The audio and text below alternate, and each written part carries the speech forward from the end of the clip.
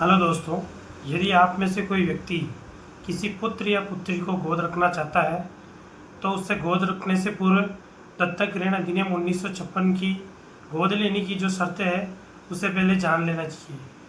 अन्यथा आपका दत्तक ग्रहण शून्य हो। यदि कोई व्यक्ति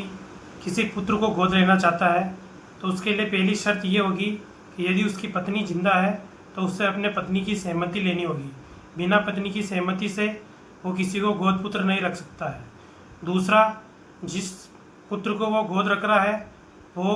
हिंदू होना चाहिए। और तीसरी शर्त है कि जिस व्यक्ति से वो गोद ले रहा है उसके 2 या 2 से अधिक पुत्र होने चाहिए। यदि जिससे वो गोद ले रहा है या जो उसे गोद दे रहा है उसके यदि एक पुत्र ही है तो वो उससे गोद नहीं ले सकता है। और जिस लड़के को वो गोद ले रहा है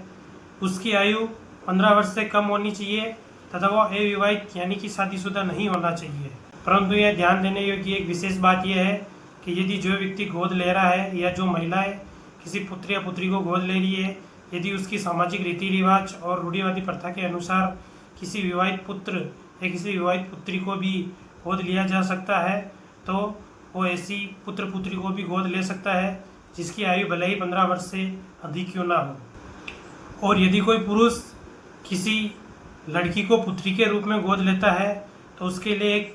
आवश्यक शर्त यह है कि उस पुरुष और गोद ली जाने वाली लड़की के मध्य की उम्र में कम से कम 21 वर्ष का अंतर होना चाहिए, तो ही उसका गोद या दत्तक मान्य होगा। यदि कोई महिला किसी पुत्र को गोद लेती है तो उसके लिए पहली आवश्यक शर्त यह होगी कि उस गोद लेने वाले पुत्र और उस महिला के मध्य उम्र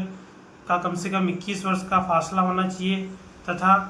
यदि उस महिला का पति जीवित है तो उसकी पूर्ण सहमति होनी चाहिए। उसकी सहमति के बगैर लिया गया गोद स्वतः ही शून्य होगा। जब भी कोई व्यक्ति या महिला